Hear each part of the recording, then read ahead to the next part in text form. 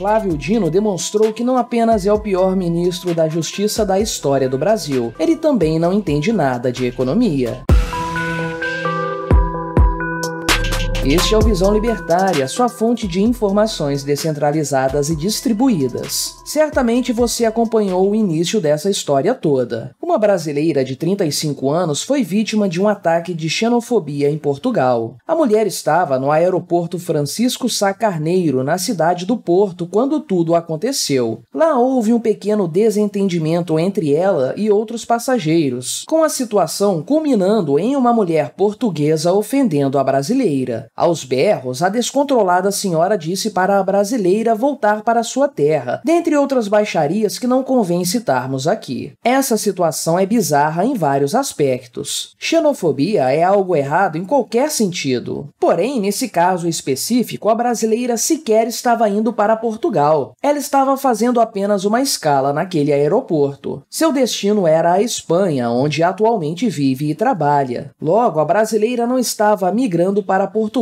como aquela portuguesa pancada fez crer. Logo, sua acusação de vá para sua terra, estão a invadir Portugal, simplesmente não cabe. A verdade é que, infelizmente, gente babaca existe em todo lugar. Obviamente, esse caso isolado não representa o povo português como um todo. De forma geral, eles e os brasileiros se dão muito bem, obrigado. De qualquer forma, esse caso merece sim todo o nosso repúdio. Porém, não é apenas no exterior que existe gente com atitudes babacas. Encontramos pessoas assim também no governo Lula. Acontece que o senhor Flávio Dino, o pior ministro da Justiça e Segurança Pública da história deste país, quis lacrar em cima desse caso. Dada a repercussão da situação, o ministro fez algo como uma piadinha, dando uma declaração de que poderia aceitar que os brasileiros residentes em Portugal fossem repatriados, desde, é claro, que o país europeu devolva o ouro roubado dos brasileiros. Nas palavras de Flávio Dino: bom, se for isso, nós temos direito de reciprocidade, não é? Porque em 1500 eles invadiram o Brasil. O ministro seguiu dizendo: e concordo até que eles repatriem todos os imigrantes que lá estão, devolvendo junto o ouro de Ouro Preto. E aí fica tudo certo, a gente fica quite. Percebe-se toda a classe e finesse de Flávio Dino, não é mesmo? Como diria um meme muito recorrente nas redes sociais: isso é a postura de um ministro? Atualmente, existem 400 mil brasileiros morando em Portugal, o que equivale a 40% de todos os estrangeiros que vivem por lá. Portugal é o segundo país que mais recebe brasileiros como imigrantes, perdendo apenas para os Estados Unidos. Apenas neste ano houve um aumento de 36% no número de residentes brasileiros em Portugal. Será que isso significa que com o Lula no poder agora existe mais gente querendo fugir do Brasil? Isso eu deixo para você decidir. A verdade é que Flávio Dino fala mesmo muita bobagem. Conforme dissemos anteriormente, este não é um caso recorrente. Foi apenas uma ação isolada de uma velha pancada da cabeça. As relações entre o povo brasileiro e os portugueses tipicamente são muito boas. De forma mais consciente, outras autoridades públicas brasileiras cobraram do Estado português atitudes em relação a esse caso específico, o que é válido. O que o Flávio Dino fez, porém, foi ir muito além da esfera de suas atribuições.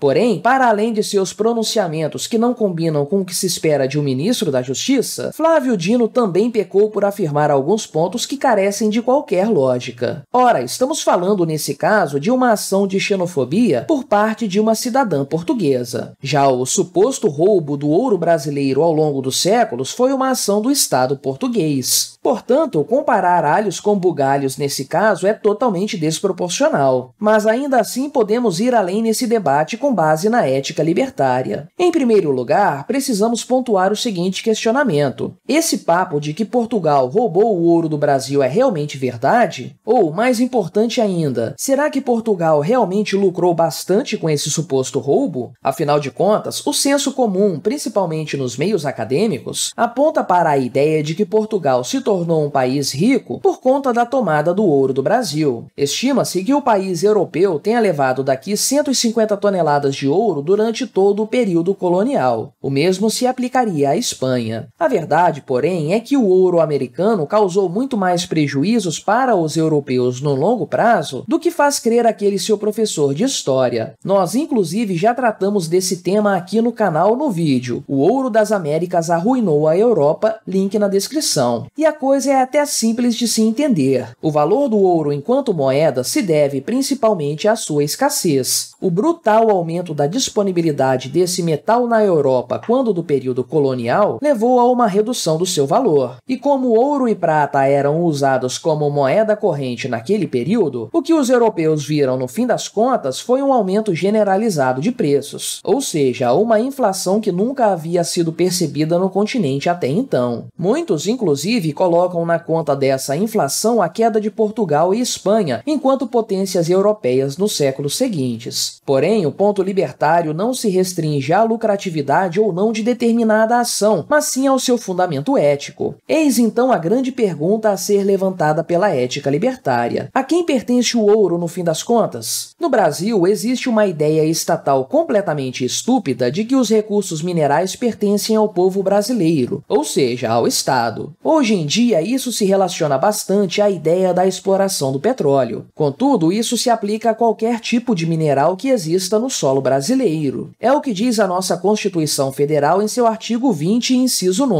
Obviamente, isso está completamente equivocado de acordo com a ética libertária. A lei brasileira faz entender que se você encontrar um depósito de ouro debaixo de seu terreno, esse ouro pertence ao Estado brasileiro e não a você. Isso é um completo disparate. O ouro pertence ao dono do terreno em que ele é explorado, ou ao proprietário da mina, ou algo semelhante. A partir daí, podemos compreender como a ideia de que Portugal roubou o ouro do Brasil não faz o menor sentido do ponto de vista libertário. Quem era o dono do ouro quando Portugal chegou ao Brasil? As reservas de ouro já haviam sido requisitadas, delimitadas e defendidas por alguém antes de os portugueses as explorarem? Se a resposta a essa pergunta for sim, então alguns portugueses roubaram o ouro dos seus legítimos proprietários. Agora, se a resposta for não, então os portugueses eram os legítimos donos daquelas reservas de ouro, por serem seus apropriadores originais. Porém, se estivermos falando do ouro que o governo português levou do Brasil como cobrança de impostos, o famigerado quinto, então realmente trata-se de roubo. Afinal de contas, imposto é sempre roubo, é sempre uma agressão estatal contra indivíduos pacíficos. Nesse caso, de acordo com a ética libertária, caberia sim restituição dos bens roubados, a título de tributos pelo governo português no passado. Porém, não é disso que o Sr. Flávio Dino está falando certamente. Até porque, caso Portugal eventualmente devolvesse as toneladas de ouro que foram levadas do Brasil durante o período colonial, esse ouro não seria restituído aos seus devidos donos. Afinal de contas, você já sabe como a coisa funciona por aqui. O ouro é do povo brasileiro, ou seja, do Estado. Qualquer indivíduo que tivesse sido roubado pelo governo português no passado, continuaria a haver navios, apenas para usar uma expressão tipicamente portuguesa do período colonial. A piadinha sem noção do ministro da Justiça do Brasil não tem por objetivo restituir ninguém, apenas enriquecer ainda mais o Estado brasileiro. De forma geral, podemos perceber que o gabinete ministerial do presidente Lula não é apenas despreparado do ponto de vista do exercício de suas próprias funções. Os ministros lulistas também desconhecem assuntos básicos, como a economia e a ética da propriedade privada. De qualquer forma, seria demais esperar que os ministros desse desgoverno tivessem capacidade de entender assuntos tão básicos, mas tão fundamentais para a vida em sociedade. O que podemos sim esperar com algum otimismo é que a xenofobia diminua de forma generalizada em todos os países, e que, principalmente, se algum dia Portugal decidir restituir o Brasil pelo ouro daqui tirado, seus legítimos donos sejam os beneficiários. Obrigado por sua audiência. Este artigo foi revisado por Donda, escrito, narrado e produzido por mim, Quinta Essência. Se você gostou do vídeo, compartilhe-o em suas redes sociais. Caso deseje ser avisado de outros vídeos, inscreva-se no canal e depois clique no botão da campainha. Escreva artigos você também, acesse visãolibertaria.com. Até a próxima!